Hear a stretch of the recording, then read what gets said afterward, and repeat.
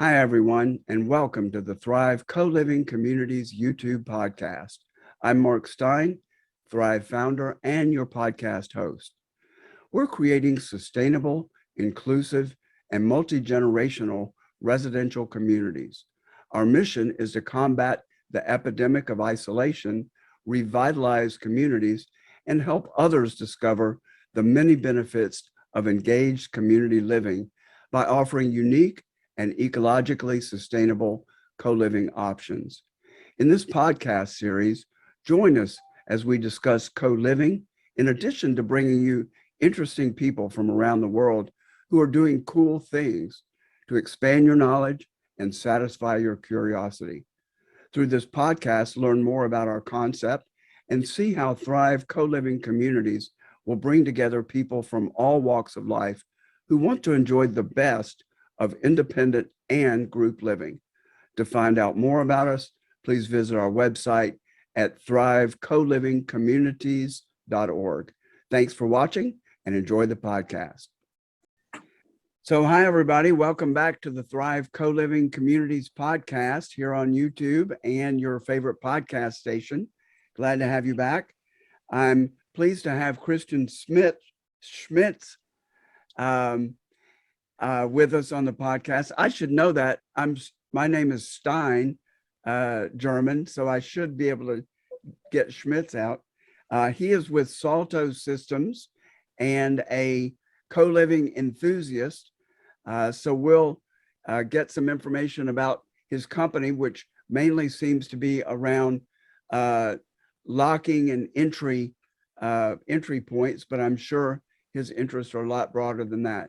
Christian, thanks so much for being with us and welcome. Thank you, Mark. It's a pleasure being with you here today. So I'm always happy to elaborate more about what I'm doing. So first of all, Christian, as you already introduced, definitely passionate about how we live and work as of today. So maybe some topics we will also touch base on today. Salto Systems in general is a global manufacturer of electronic access solutions. So you already got it. We do something with keys as we believe in data opens the door. So there is more to come what you can do with access, definitely not just opening and closing. We provide online and offline or wirelessly networked connected systems, as well as cloud-based and mobile solutions, depending on basically the requirements of our customers. At Salto, we definitely believe in a keyless society, and that's here to stay and to happen. Taking care of access, as well as already said, community is the key. That's also a hint towards what we are doing. We are providing a lock portfolio from a mechanical point of view, which can go on any door worldwide, which makes Salto, as a Salto group, even with some recent acquisitions, also interesting for everything what has to do with doors and access to even a post box, so to say. So if you look at different industries which we cover today, which goes from actually anything what can be university logistics, the whole living part, which is residential, up to what we are interested in, co-living and shared living, as well as the working environment. You find basically, and that's the beauty again of doors and someone who is in the locking business.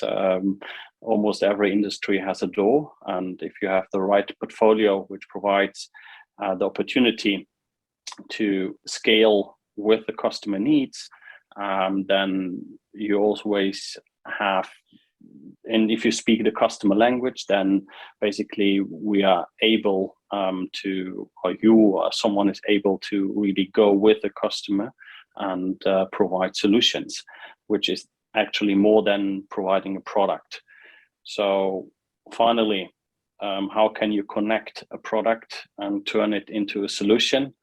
Is the product can be the same, but being able to scale with customers and being always open to smaller or larger customers, also requires certain platform technologies, which from a supply point of view would allow you to fulfill these needs.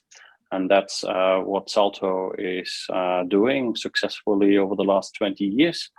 So we are currently about 1,500 employees around the globe. And you're in Germany, right? I'm currently in Germany. I'm taking care of the shared living and workspaces industries at Salto Systems internationally, which is part or split it in our definition into co-living, PBSA, which stands for purpose-built student accommodations, and so-called serviced apartments.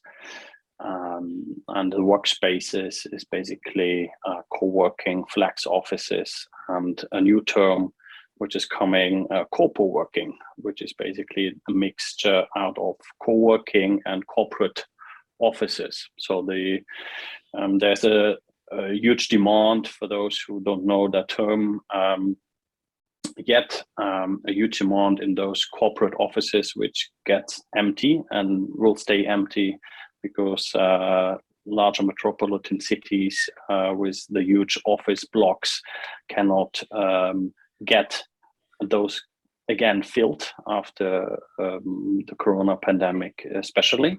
And those owners and landlords are now getting into the same remote shoes as digital nomads were. So they are now trying to find new solutions for their empty space. So basically getting a bit of the corporate structure with a mixture out of co-working. There are some really successful brands turning a classical traditional real estate into a way of finding new ways of an operational asset. And that's then basically called corpo working. So and that's one hat. Yeah. I think WeWork, even though they're on the decline, I think WeWork really focused on that corporate mix of corporate and co-working, and was pretty successful with that. So the company's headquartered out of Spain, and but a global company. May I assume, or let me not assume, is your biggest category of clientele hospitality, hotels, motels? They would seem to have the greatest volume of need of automatic doors. I mean, there is definitely, I mean, as I said in my quick intro, there is actually no industry which is not being of interest for an access control provider like us. And although I'm more looking after the co-living, shared living, and workspaces, the hospitality has a big portion of our global turnover. But there are also other verticals with, I mean, looking from just access control amount, which are also of interest, universities, for instance. But the residential market is now picking up as there's a complete new way of how buildings are being built with multi-purpose need, as well as cities are going to be built in the near future. So there's a complete new demand coming, which I think is of interest, and we all are getting excited, everybody who's in the industry, to see that shift coming. Certainly, like Airbnb, for example, where it's a combination of owner use and guest use. So the way of how Airbnb, I mean, the Airbnb is, I mean, I have to turn it around. So yes, that is a new interest of people getting into the business, because owners or someone who has rented an apartment can, if they are allowed to, putting it on Airbnb and get some margin out of that resharing model, so to say. And then this comes with the demand in how to control and access to the door, obviously, because you don't want to give your mechanical keys to someone potentially you don't know, who can also create black copies, and it also gets unmanageable. But the same, and I think we also need to be super cautious about technology in essence is always great. And especially for the markets we are talking about in workspaces, but stronger even in co-living, you cannot adapt technology over the need and just for the sake of technology. What I mean with that is everything what we need to understand first is the customer need and the need statement behind the end customer. So not just the operator and what the operator needs, what is a pretty traditional model of how to adapt technology, because then technology gets adapted over the end customer. And the biggest learning over the last decade was actually in the last few years that it has to turn around. And that's what we believe in at Salto, that we need to be customer centric in order to understand the need statement, and then you can define the features and the way how even user experience journey should be for someone who is working and using the technology, and not just the ones who are managing the technology for someone else. Sure. I really see the need for this in my own personal situation. I just have one rental house, but I never get the keys back. So yeah. So I never, if I could have a solution, actually I have sliding glass doors, and so that poses some problems. I would, or challenges, I would think, but I never get keys back. So yeah. Let me give maybe 2 minutes of someone, because I always often get the question from someone out of these conversations, because someone who already knows how an electronic lock functions, for those it's super simple to understand even our conversation. For others who don't, maybe have a follow-up question. So I mean, actually what you want to achieve is, out of this you have a rental apartment, right? You put an electronic lock on the door. The first question is, if you as Mark would like to achieve that scenario, what you need to do in order to put a lock on the door, right? So, and there we have Salto since 20 years, for instance, has never produced wired lock systems, which makes it, from that point of view, super easy to retrofit those locks. So if you as Mark would like to put an electronic lock on the door, you get it from us as a retrofit version, which can be put on the door which is called a battery-powered locking system. So it runs over years, has over 100,000 openings. So you can basically put it there without wiring the door, which is a tick box. You would not like to put too much efforts into rewiring, right? So the next question, which then actually normally comes up out of these traditional, I say the traditional way of looking at the demand of mechanical keys get lost, etc., is that you would like to have a smart way of managing these locks, because you are maybe not on site once a new guest comes. So you would like to do something which is, you don't have even a reception like a hotel, right? So you would like to grant access remotely. And that's where, I mean, currently it's not just Salto, let's be open. So there are multiple suppliers who are doing that. We were maybe one of the first even moving a complete platform into the cloud, which is then provided as software as a service. Uniquely, we have done that more than 8 years ago. We started with that whole development as software as a service, which basically allows you to grant on-the-go access to someone you even have never seen, to use your phone as a digital device to open your lock from a certain check-in to check-out time frame.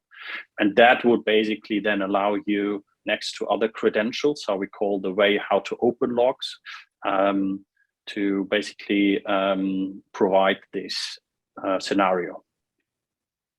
So let's see where I personally love technology, probably a little too much, but let's explore where the technology is and where it's going and where we think it may be in a very short time. And, you know, because I'm interested in tech, Tesla and their systems with a key and a mobile key and just being able to open and start the car with a smartphone, that's very interesting. So let's talk about a typical office setting. And let's say that there are some security needs beyond just the front door, that there's some access issues once they get into the front door, but although we could start there. You know, are there some technologies, and I think what those of us who came of age in the 60s think about is Star Trek and being able to present at a door and have it know who we are and open. So are we at the point where security badges can be seen by the lock and open for authorized people? And are we at the point, this is in the office setting, are we at the point where an app on the smartphone can be activated and we either flash the smartphone or the lock sees the smartphone on us? Where are we in that development? So first of all, I have to mention, I love you mentioning Star Trek or all the other movies, which were definitely, I was a young kid, and those were already putting out there. So, and they came up with new ways of even door opening or all the other stuff on screen technology, etc. And today it's reality, right? So, and that's so exciting, and how they know how to basically get that vision out. And I think this is where something really comes, where we have to see the reality today. And this is actually now coming to your question. Everything is possible today. The only question is where there was a paradigm between what has been seen as security and convenience. And normally security and convenience were never matching, it was more clutching, right? So it never found a good fit between security and convenience. With the understanding of what actually end customers want to achieve, we are coming closer together, because today's technology also allow to achieve a certain security level and still be convenient. But that's a clear decision to take. If you will want to go fully convenient, then you definitely, even today, lose some security principles. And the question is which route you want to go as a supplier. At Salto, we definitely have chosen to be unhackable in the way of, at least to a certain level. I mean, hacking, for instance, a data server should not lead to opening 1,000 doors all at once, for instance. Yeah, so this by technology and by architecture you can prevent. but then at the same time you need to basically get certain convenience exceptions out. Yeah. So answering and getting back to a clear scenario. So today you have either what is called RFID technology. So you, for those who are more on the technical, MyFedesfire, those RFID technologies, which can be a wristband or a card, a round fob, something which is basically a physical credential. This is basically near field. So you basically have to come closer to a lock system to open. And then it's also depending on what is the lock providing as a power setup. So if the lock is battery powered, then it's also something where you need somehow to have technically a wake up mode to wake it up out of the battery sleep mode to open the lock.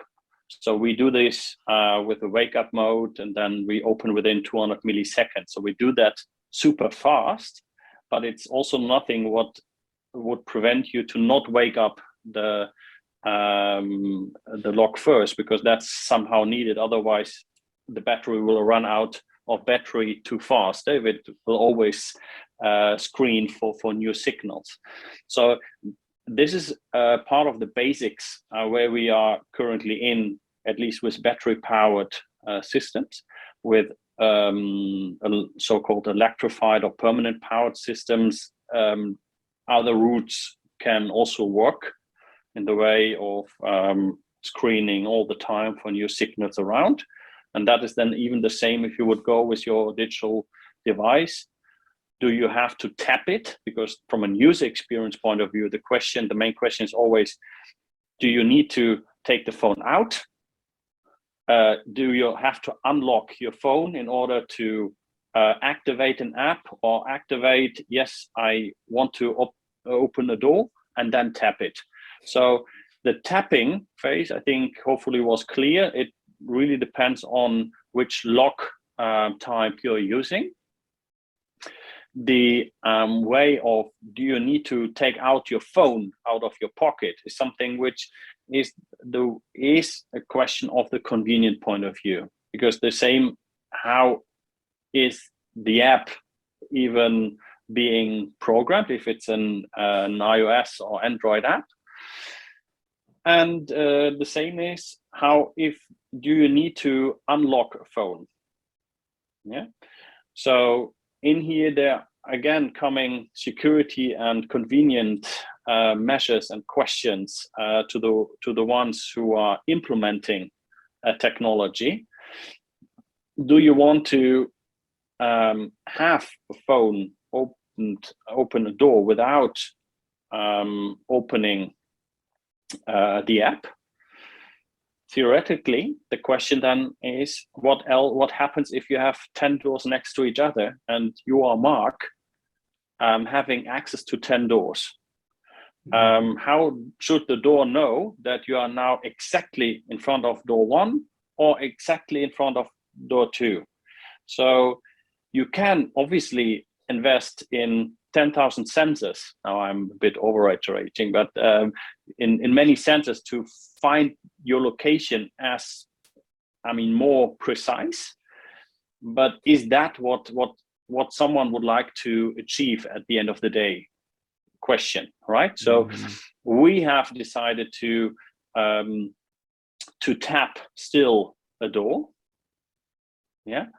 Because that is then where you can better work on the way of, do you really need to open an app, or do you have something which is a widget, which even makes it easier to activate it, or even something which is maybe called Apple Wallet key. Yeah. So, and here I have to be a bit cautious, because still that is something which Apple restricts in the way how we communicate. But Salto has done a partnership with Apple exactly for that reason straight to really work with the Apple Wallet, and that has been announced, so that's I'm allowed to say. But there's also some exciting new ways of opening doors coming, even without having an application being installed, which is just for that need. Do phones have an RFID? I think it's a chip, isn't it? Because it's used a lot for logistics and transportation, and where entire cases of things can be scanned in. So does a phone have an RFID chip in it that's identifiable? Well, let me explain that. So so I have explained the RFID chip, which is a MiFi identifier chipset in a physical credential. If digital keys, if we are using the phone, then we normally talk about digital keys, right? So you have a digital key opening a lock. So the the communication path between this phone and the lock is then, in many cases, Bluetooth low energy, because that has been chosen to be with the embedded security, obviously, has to be chosen because it's an easy or the most usable communication link between a phone and other devices, because everybody has it, right? Then the other one is NFC, near field communication. And near field communication is basically, as the word says, it's also near field. It's the same what bank cards you can also use in order to pay. For bank cards, it's basically truly embedded, but it has also another commercial background, right? So on bank accounts, it's clear and it's working. If you would like to embed the same for other applications, you always have to ask who is paying for it. That doesn't mean that you cannot implement NFC, right? And that is also something which is used now by the Apple Wallet, meaning that you always have to look after the true security implementation, which for iOS, for instance, and everybody will confirm, wasn't being allowed to use without Apple allowance. So they take care of that communication themselves for a big chunk. So that's what's coming, and stay with us. We keep you posted, I would say. I remember being in London and having to pay a couple of pounds to go to a nice restroom. So I could see that the Apple Wallet near field communication could be a nice way to get into a restroom and charge the person to get into the restroom. How about facial recognition? You know, there's a lot of controversy around that, but it's growing and it's going to grow whether we want it to or not, I think. We may be able to legislate it, but I think it's going to be difficult to control. What about facial recognition or iris, a little more specifically, iris recognition? Do we have any of that being done in the lock and security in your field? In the industry, definitely. Also with Salto, we have some developments. I mean, this is already announced. We also took announced an acquisition some weeks back on face recognition algorithm. So I mean, from a company point of view, you always have to look at, even though we have we are super happy to really do and to work with a really strong, and thanks to all developers at Salto Systems, I believe 150 people just working in development, which is a huge investment. But we are so happy to really be on spot and working on it. But then at certain times, that's what we have also announced, next to another acquisition we did last year with Salto Systems about parcel locker systems and those more the hardware thing. We also brought a company who developed a face recognition algorithm, which is actually the foundation of what you can do afterwards with implementing it into camera and doing the facial recognition. So we definitely see also a future in here. You can widen it up with biometric in general, if that is now iris or fingerprint or facial recognition. I think there is definitely the new normal, and the new future normal will definitely like it. There are some continents, some countries who are more eager to adapt, and some others not. You already mentioned maybe the US is a bit of the forerunner. Europe is a bit more hesitant. Asia is definitely more open to all of that. So Dubai, for instance, it's already a must-have to work with fingerprints and biometric readers. So there are certain adaptation levels of technology, the same as we see adaptation level also within the newer generations in living and working, right, in general. Yeah, so you can definitely focus on biometrics, but you can also look at what is the adaptation level of technology in general to newer generations, which then obviously is something. Would my parents know how to install an app and to install a new device? And what is already like kindergarten training for my kid right now, and he is 4, right? So how that has changed is something, again, all parties in the technical ecosystem structure environment of buildings in general, if we take it a bit more broader, have to adapt in the way how end users or operators are using technology. And that, I think, is key. Yeah, speaking of that, I had a brainstorm of an idea to create a service for older people to work on their phones, their cable, their computers, and have only 13-year-olds who virtually were available to help the senior population with all those problems. Mm-hmm.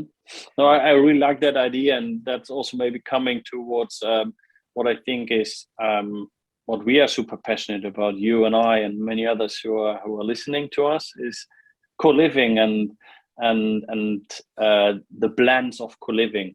I think what is really needed is a return to connection in many ways. So if I look at myself and what brought me personally was even my heart and all my passion into co-living and the flavors of co-living is really looking at what is connection worth.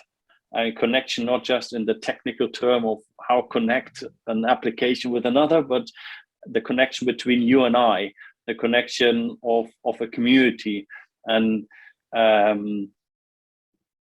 mean, there are already concepts out where you have exactly this setup, all the people living together with younger generations, not because they are family bonded or family linked, but just because they live close with each other, and they can, both parties have something to add and have a huge added value for one or the other generation. Not all the generation will like it, but there are many generations who are more psychographical, because it's not just a matter of demographics, it's just a matter of mentality shift, and someone who is open to share. As we say, it's all about sharing and not owning, but sharing new knowledge and sharing ways of living and sharing what we can share and are willing to share. then we are actually down to concepts we are working on, and successful operators as well. So let's make the shift to talk about co-living. And, you know, I think some people, well, it's interesting, co-living seems to skew towards younger people, 20s and 30s. Although our concept is definitely multi-generational. And old hippies like me definitely have an affinity for co-living. But I think sometimes people that are advocates of co-living are sometimes anti-technology. And some of the reasons I believe that we are so isolated and we've got this loneliness is due to adoption of technology and separation caused by technology, or not caused by it, but led by the adoption of technology. So I think some people are intrigued that people like us that are interested in tech solutions are also drawn to co-living. So on a personal level, share with me and us what the original draw was for you. And have you lived in a co-living setting? Are you living in that now? And just talk about your attraction to it and the roots of that within you. First of all, I had to think about what you were saying, because I think the way of how technology may let others think that you are maybe more caught into co-living or not, I think to me is not the real reason behind. I think there is, I mean, to everything, community to me is the root structure that holds humanity together. So that's a bit of where we actually desire a culture of connection, and you can always say connection is the new currency somehow. And this is actually for me the whole foundation to everything. So what personally me brought into co-living, I'm not coming with the setup of 6 year being a digital nomad, like whatever Guy or other speakers or other guests of yours, good friends of ours. And my passion really brought me into this lifestyle, because working in many social projects when I was younger, I realized that, and by that time I didn't even know about co-living and living in actually with that lifestyle, but obviously through PBSA student accommodations we were potentially already doing that, but not in what today would be called co-living. So there was not a real community manager looking after us. We were doing it ourselves. So we were looking after our community ourselves. So is it a community flavor or co-living flavor to be discussed? Not with the scalable operator solutions out there today, but definitely that was my first sense of feeling that a community is the strongest part of what actually means to me, that we don't need all the luxury components,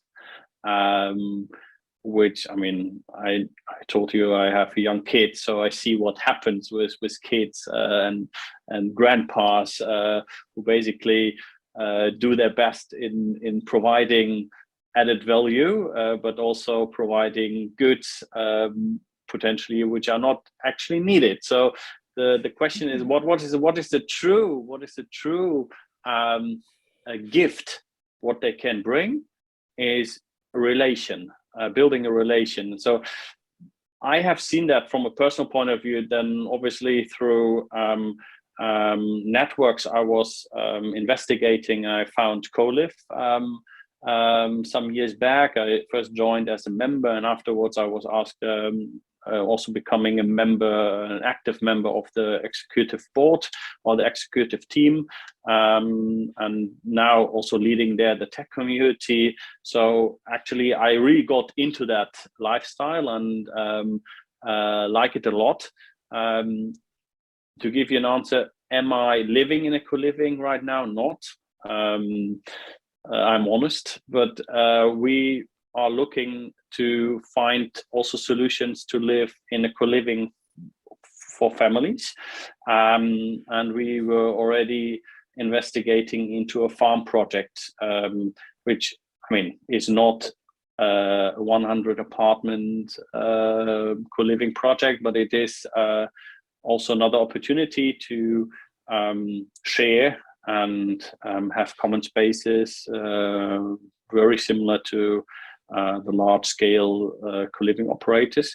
So this is a bit of my story behind, really personal sharing here, but I love to share because you asked what is my intention and where I'm coming from. So again, connection is the new currency. That's what I believe and what I'm seeing. Also to and that's maybe a sharing what from a Salto point of view. So many of our customers in the co-living industry had a good occupancy level during COVID. And you were mentioning loneliness, so that's why I'm coming to that point. So why were they still had a good occupancy level, and why they potentially not traveled back home or traveled back to their mother country, etc., is because they felt not lonely. And those who were living in a standard rental apartment had not the luck to have a kid like I had, and a wife, basically, were basically drawn and had a more heavy life and felt more lonely. And students who were basically maybe renting just an apartment somewhere felt more lonely. And students who were living in a student accommodation with someone in a co-living flavor who was looking after them and still building some little events, even virtual, or taking care of the housemates, were not feeling lonely. So you could see clearly those differentiations between the one operators and the others, and with some market insights, a super heavy point where I still think that newer generations, you stop me if I'm talking too much, but I think what I see on the market level, and especially in Europe, people over the last decades were treated, and that's my personal view on it, but they were treated to leave the family house early, to go for study, to become someone, to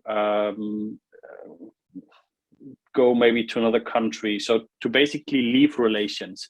So that is what you also can see in Germany, for instance, compared to Italy. I'm not saying that it's not the case over there, but you still have a more family-led connection, even within the house, which basically means that some countries were basically, or many citizens over there were led to a disconnection of their own root structure, of their own families, and some others less. So how does that now comes all together? If you look at how connections can be rebuilt, is that question for newer generations, with the technology in mind, and maybe hopefully not another pandemic coming. So how important it is to really build powerful connections is something which definitely co-living and all the flavors and plans around co-living can be one solution to it, that people really feel the true community back again, even if it's not with their families. But and that's what my personal take is on it. Mm-hmm. Interesting. And as you're talking, I think the more Western the mindset, the more that phenomenon takes place. Western Europe, the United States, and the more traditional, the more Eastern the mindset, and maybe the more Latin the mindset. So that being the difference between France or Germany and Italy, because of the Latin influence. And I think about the Latin Americas, where family tradition and staying closer to family is more important. Yeah. I mean, you can always argue is one better as the other, so it has also good and the bad. So people get. I mean, I'm not saying nobody wants to live, and all who left and who have self-developed themselves in the way that they wanted. It's. I mean, it's all good. So I mean, don't get me wrong, but I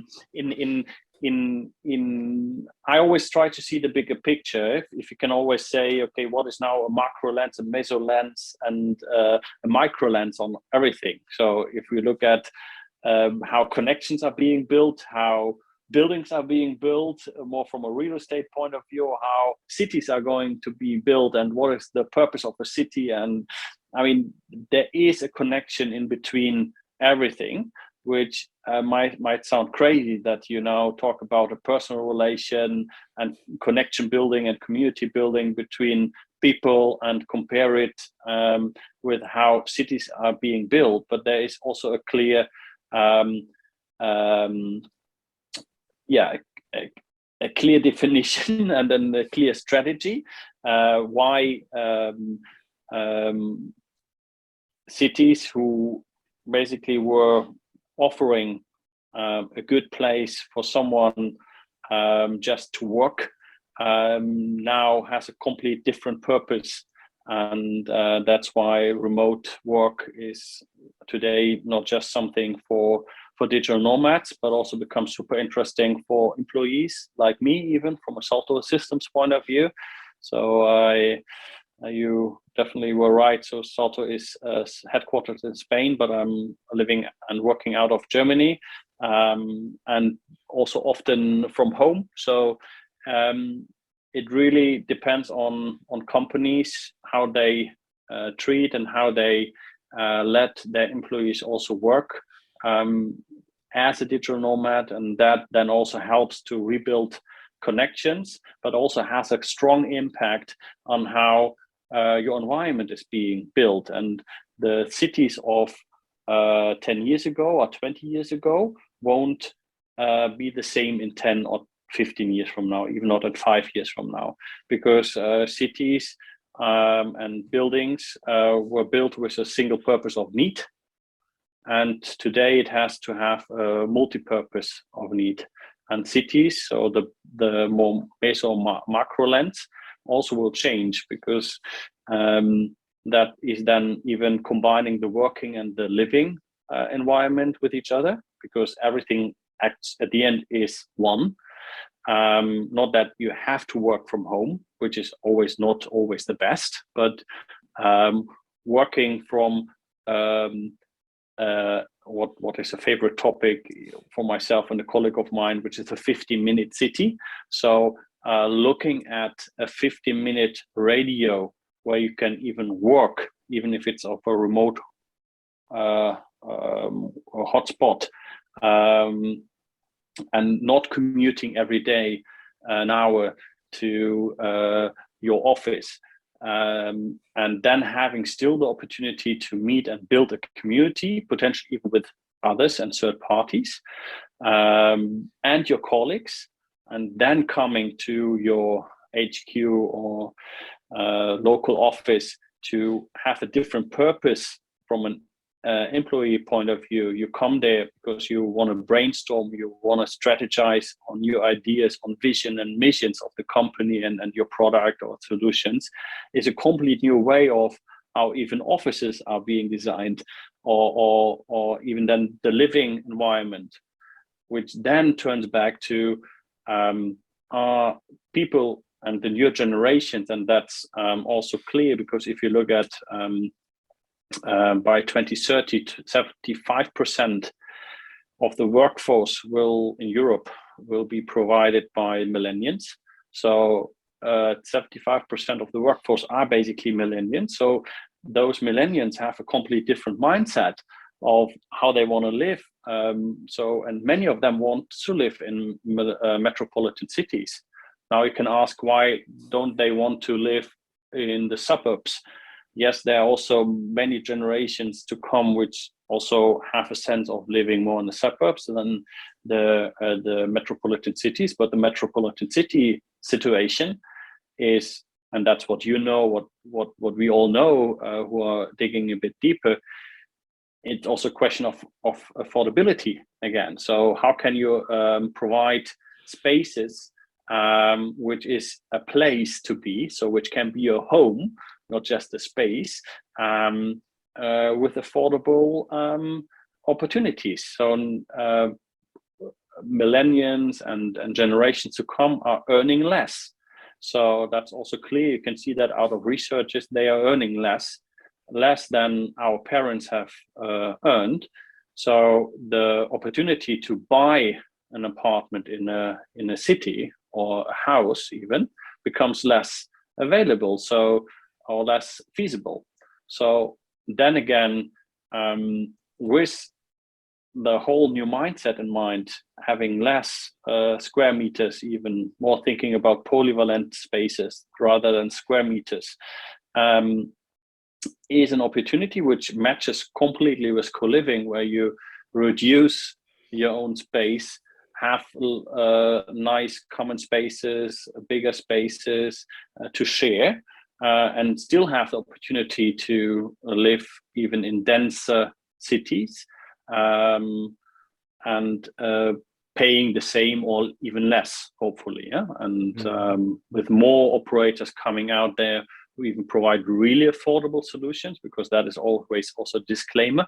Many say co-living is too expensive, but I mean, there are even operators where I'm super happy about who coming out with more affordable solutions even. That's something where, again, co-living in its core has a lot of opportunities to help newer generations to tackle actually everything. And then if we have all understand this one, then the next question is actually what technology is being needed to facilitate that user experience, to facilitate that. And actually, this is what I meant in the beginning. You never implement technology just for the sake of technology. That would be always the wrong way.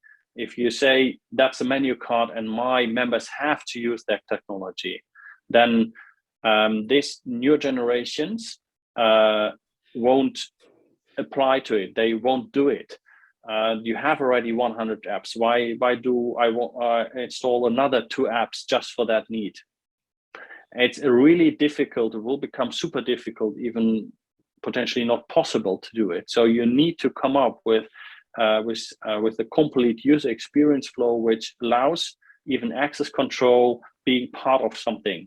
So that's again, maybe don't know. We are ending our speaking slot here almost, but what basically allows you to take whatever we do at Salto, if it's access control, if it's data opens the door, to include it into an overall technical ecosystem. Because today, access control, as for Salto, is data opens the door. So you have to include it into the way that you don't have to register twice. You want to use a data platform, a property management system, which is Thrive community labeled. So you don't want to register twice on the Salto Systems account. So you really want to go there, register on your operator label, and you open a Salto system lock at the end. But nobody would know that it's potentially a Salto system lock because you have registered under Thrive. And that is a bit of where then the data in buildings can really help each other. So as Salto Systems is integrated with many different platforms, you can really see that data is being used in and streaming API endpoints is really used in many different ways to think about how buildings should be built, how buildings should be used, and how buildings are getting used from end users in the way that they like to use it and want to use it. Speaking of that intersection, some of the things that I've been thinking about with technology, one is how important a communication app is and will be in terms of building community and having those different aspects of the app. And I haven't quite seen it yet. Most of the apps seeing and hearing about are more about service, getting repairs done, paying the rent, the very nuts and bolts of residential living, and not so much around, hey, who would like to go in on a pizza at 2 a.m.? Who wants to go for a hike on Thursday at 4 p.m.? Those sorts of interactions. And also in terms of security, one of the things I have been thinking about, and we may be able to work together on this at some point, is for the community space to be able to allow entry seamlessly for the members, or to use facial recognition and to say, okay, here are two people, one that we don't recognize, but they're coming in with a member that we do recognize. So, and all co-living communities are going to be trying to limit their labor expense. So having a security guard, even digitally, that's watching from different cameras could be eliminated if we can say, okay, AI sees the member and the visitor, they're okay, let's let both of them in. So those sorts of things I think can be truly valuable to a co-living community, trying to cut costs, but having some responsibility for the security of their residents, especially in the common spaces. Yeah, I mean, I couldn't have said it better. So there are definitely opportunities where you can cut costs and free up human time resources, but not limiting experience. What I think is the key driver in co-living. You actually, from an operator point of view, you search for opportunities to limit some processes and to not limit, but to make them more efficient in order to free up resources to spend them for the real human touch points. And that's the point what technology definitely allow, but it, as you were saying, your stake on it was with the let someone else in. That's always depending on the business model. So this is absolutely, I see that as well, Mark, but the point is that someone else would like to allow it. So what that all means is it's all feasible, actually, what you were saying. So there's nothing which really where new technology needs to be developed. It's already possible today to work like that, also with our technology. So all done. So the only question is how scalable and how seamlessly can you integrate those different applications in the host system. And that's where the biggest gift was actually that people or companies, suppliers were moving into the cloud. because working from the old traditional way, you had protocols and on-premise servers, and you need to build some middlewares and maybe some hubs connecting one or the other, and then you have spent easily 100K or more without any result, and you never knew if that is now going to be alive or not. And the biggest potential is actually currently just that suppliers of all kind have to talk and to connect with each other. So when I said the connection is a new currency, that I meant for you and I being now communicating on certain topics, and we definitely can talk for another few hours, but the whole point, and the other point is the connection is also the same new currency for suppliers are talking with suppliers. So that's where I meant we are totally open, and that's maybe also for everybody who's listening in and would like to contact us, that I think the biggest potential still lies not in new technology. We all are interested in new technology, but the biggest potential lies in the connection between suppliers. So I give you a brief example. You already gave yours, I give you another one. So if we connect today with a PMS provider, that's often the new host, and who is then again providing a community facilitation app, something what you mentioned, Mark. Yeah. So we are providing once someone has opened a lock. Yeah. So instantly. So now you can say, okay, just simply someone has booked, paid, and then someone can open a door. But what else can you do with the data that someone has actually opened a door? Because that is a data link between us and the PMS provider. So that actually the PMS provider can also say, hey, it's Mark now entering the door the first time. Let's send him a welcome message. Hey, Mark, welcome. It's your first time here. We have already notified the the community manager. They will welcome you in person. For the moment, your apartment is on the first floor. Please take elevator B, and here's your voucher for the free beer tonight. So you basically connect the data of the door, as you can also connect the data of the door for certain ESG topics. You maybe want to switch off the AC once you have left the door.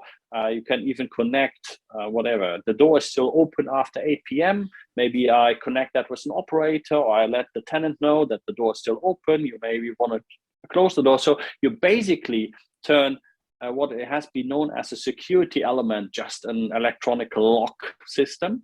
You turn that into a solution and in something which is a convenient and added value for someone who is using it. So me as a user, I want to know if maybe the postman is staying in front of my door. Maybe I let him in and put my package, my parcel straight into my room. So this is something where the US, for instance, is way more open with Amazon and our delivery chains to basically go even the next step of how to deliver parcels. So the purpose again of how the building is being built, also especially for parcels, is going to change, and sets a lot of requirements to even the older buildings, because buildings who were built 5 or 10 years ago were not built with that new mindset in mind, taking with it. Mm-hmm. So floors were not designed with that square meter amount to actually host 100 packages every day coming for the tenants. So you actually have to have smarter systems in order to even make the older systems, which you cannot just, you can always retrofit, but you cannot change the floor plans that much to make that work. And that's where, I mean, we can say we are happy to work with such a large product portfolio from a Salto group portfolio, which allows, yes, the product, but also the solutions towards the end customer needs. You're right. We probably could talk hours, but let's start to wind down.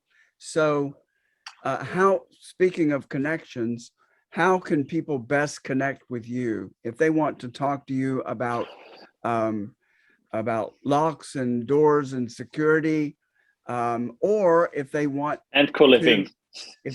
to explore, get a referral for a PMS system, what's the best way for people to reach you?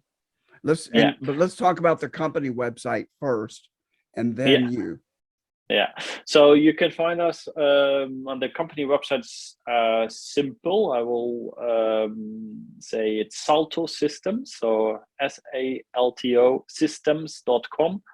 And that's, if you take that in mind, you can also reach me on email via c.schmitz, SCHMITZ @saltosystems.com, or just find me on LinkedIn.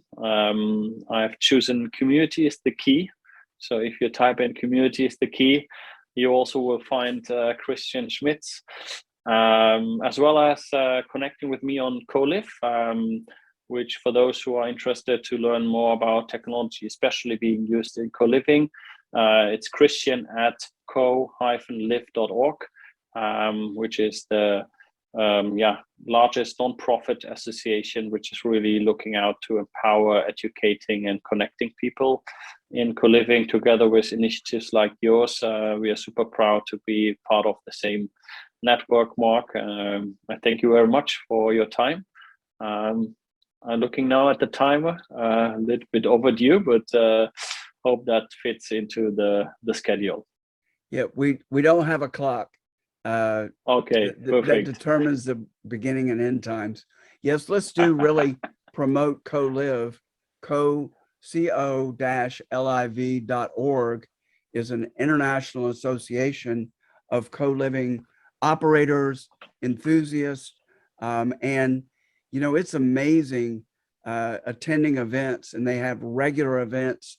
And one week it will be what's going on with co-living in Africa. Another will be in the Nordics. Co-living has just exploded, despite, or maybe partially due to COVID.